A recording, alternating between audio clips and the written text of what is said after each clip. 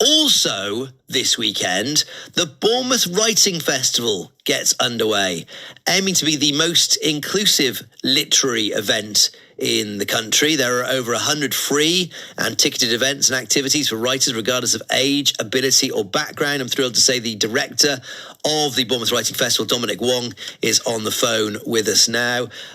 Morning, Dominic. So, context here then. This is a festival about writing specifically rather than books. You know, there are loads of literary festivals around the place, but you're trying to help and inspire writers.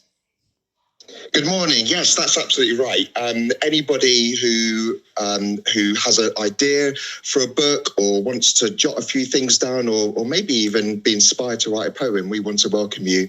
As you said, we've got over 100 free and ticketed writing activities. So, yeah, come on down to Bournemouth this weekend. And how have things been? So you set this up 4 years ago. Obviously, then we were kind of pretty close to post-pandemic world. And, you know, a lot of events, I think, struggled in the aftermath. How has your journey been over the last 4 years? Yeah, that's right. And I think COVID was a big leveler for everybody. And so it was really simple, to be honest with you. I wanted to create something that felt open and welcoming. As everybody probably knows, that writing is a lonely business, is a lonely activity, and can be quite intimidating if you kind of don't know how to write or how to plot and develop characters, all that kind of stuff. So the aim was to inspire anyone to write, whether you're 8 or 80, whether you've never written a word, or you've got a manuscript in your drawer, or just wanting to get your words out into the world. And importantly, we made a decision early on. A lot of it had to be free or low cost. You can pick and choose what you want to go to depending on your budget. So you can come along, try a workshop, listen to an expert talk, join a networking breakout, listen to poetry at our poetry marquee on Horseshoe Common, and you don't have to spend a penny if you don't want to. And also, the way that you've approached it over the years has garnered attention from the Arts Council England organisation, who they've been really impressed by your approach to diversity. Yeah, they have. And for me, it's not something I've engineered. It just comes naturally to me, I think. I live in Boscombe in Bournemouth, and I grew up in inner city London, which are both very diverse communities, and it just naturally feeds into the festival.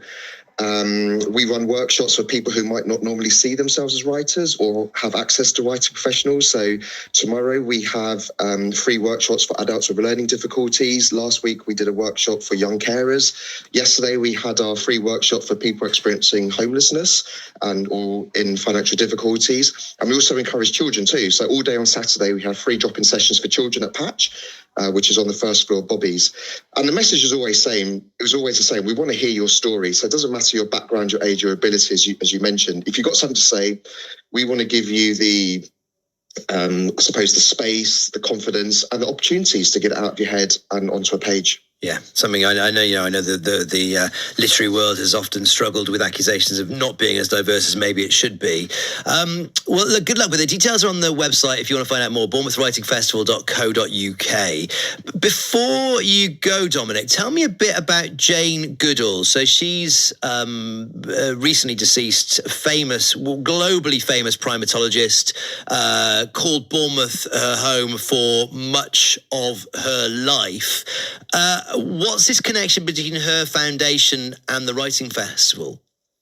Yeah, so this is our big announcement for the weekend. So we run a writing competition with Bournemouth University, and every year we partner with a local charity and raise awareness and promote them. So Jane Goodall lived in Bournemouth for most of her life. She did lots of events and activities at Bournemouth University. So it was very natural for us to choose the Jane Goodall Foundation to be our charity partner for our writing competition this year. And the head office, I believe, is in Lymington, so it's another local connection. So the writing competition kicks off on Saturday, when we announce it at our Saturday night event with our live band improvisation, and people can send in their short stories and poetry. And we get entries from all across the world. It's incredible. So like the Writing Festival, we're really putting Bournemouth in the area on the map. And you know why? And another reason why Jane is so important for us is that we really celebrate our local literary heroes. So we do events throughout the year. So we did one for Mary Shelley, who's buried in St. Peter's Church. And last year we did one for Robert Louis Stevenson, who wrote Jekyll and Hyde in Westbourne. Yeah. Okay. Well, look, good luck with it all. Really appreciate you coming on today. Dominic Wong there, who is the director of the Bournemouth Writing Festival. We'll hear from one of the people inspired by that event on the show after 8 o'clock this morning. 7:15. Steve Harris at breakfast. BBC Radio Solent. Back to the Bournemouth Writing Festival now, though, gets underway this weekend, aiming to be the most inclusive literary event of its kind in the country. There are over 100 free and ticketed events and activities for writers, regardless of their age, ability or background. In the last hour, we spoke to Dominic Wong, the events director, who told us about the inspiration behind the event. I wanted to create something that felt open and welcoming. As everybody probably knows, that writing is a lonely business, is a lonely activity, and can be quite intimidating if you kind of don't know how to write or how to plot and develop characters, all that kind of stuff. So the aim was to inspire anyone to write, whether you're 8 or 80, whether you've never written a word, or you've got a manuscript in your drawer, or just wanting to get your words out into the world. And importantly, we made a decision early on. A lot of it had to be free or low cost. You can pick and choose what you want to go to depending on your budget. So you can come along, try a workshop, listen to an expert talk, join a networking breakout, listen to poetry at our poetry marquee on Horseshoe Common, and you don't have to spend a penny if you don't want to. Well, talking about poetry, let's talk to C.W. Blackburn here. We're going to call him Chris. He's a poet living with anxiety, depression and OCD since his teens. Runs a monthly writing group in Bournemouth. Chris, morning. Morning. And that writing group came from the festival. Just explain that connection to me. Yeah, so it was in late 2023. I had the idea I wanted to start a community writing group.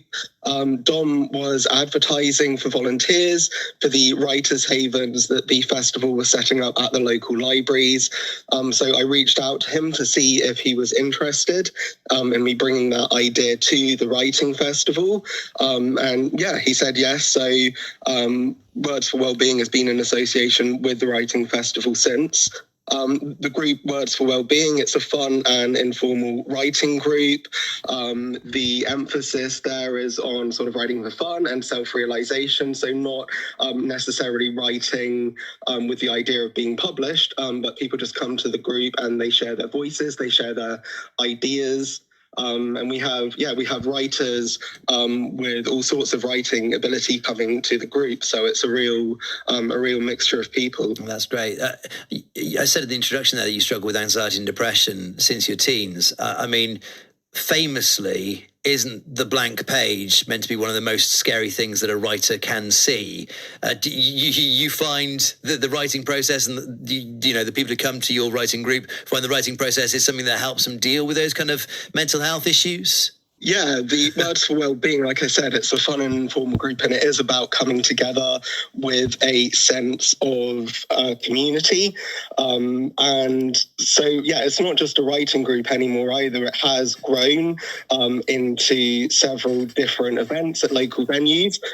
So we've done 7 events now. We've done Poetry in the Park last year, which was in Bournemouth Gardens. The Poetry Karaoke, where I get poets to bring their favourite work from other poets and read those. And we've also had artists and musicians coming into the mix as well to take part in those events.